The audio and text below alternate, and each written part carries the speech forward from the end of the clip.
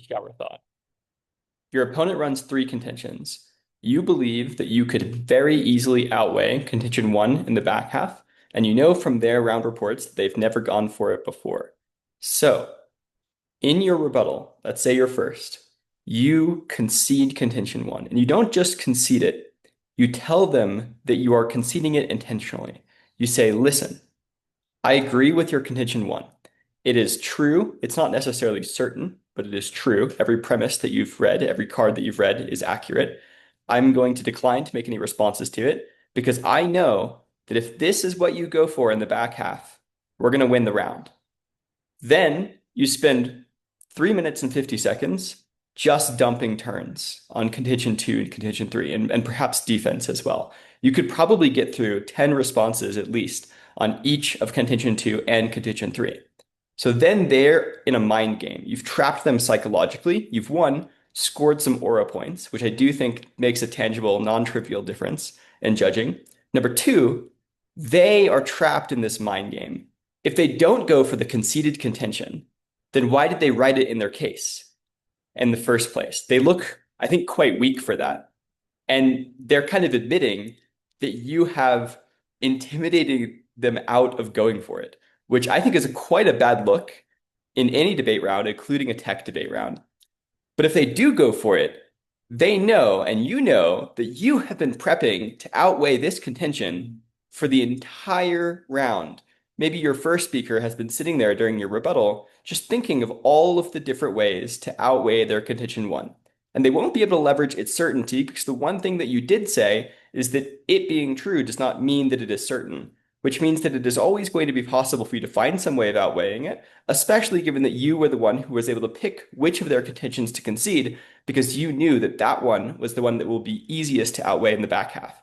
So you are setting up the end game for yourself. And if they do fall for it, if they do go for it, then you've got a very easy end game setup that you should be able to win. The back half always matters more than the front half, and many debate rounds come down to a conceded contention, even if you did respond to it. So this is just expediting that round vision for yourself. But here's the kicker. You don't necessarily have to actually concede it. And this is one very strange quirk of technical PF debate, is we say it is totally fine to give no responses to an argument because later you can outweigh it. And we say that weighing can involve arguments that are directly interactive with their argument. For instance, weighing can involve turns case arguments, links into their argument, or short circuit arguments, which is the weirdest one, because literally your argument is that one of your other points that you made functions as defense to disprove part of the argument that you conceded. And so now what you can do is you can strategically read turns on contention two and contention three that can be weighed as prerequisites, turns case arguments, or short circuits against their contention one as well. Which means if they do go for contention one and they try to call your bluff, you will be able to actually retroactively defeat the contention using the turns that they've mishandled on contention two and contention three and cross-applying them with weighing in the back half. After all, turns are just offense. There's no reason that you can't weigh a turn in the back half, and many judges encourage you to do so. And many judges would encourage you to go for a dropped turn on one contention and weigh it against a different contention that they went for. So this seems totally fair game and within the norms, within the Overton window of what is allowed. It's a bit cheeky, but I think it would work. Besides, you can do the same weighing from your case. So whatever you go for, you can apply as, for instance, a prerequisite to their case, which makes it very difficult for them to go for it and then outweigh you.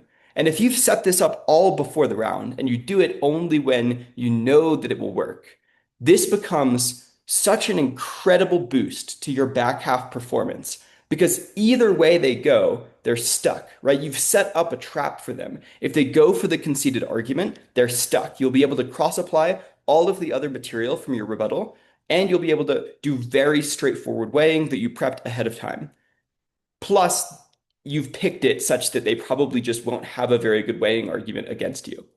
If, however, they go for the other arguments, you've read way more material against them in rebuttal than you otherwise would have because you've saved so much time from conceding that first contention, which means that would also be a losing game because you've read so many different responses that they probably will mishandle at least some of them, and that will make it even easier for you in the back half.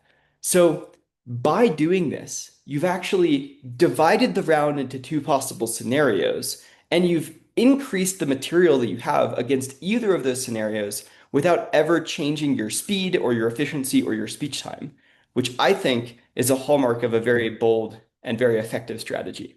Let me know what you think in the comments.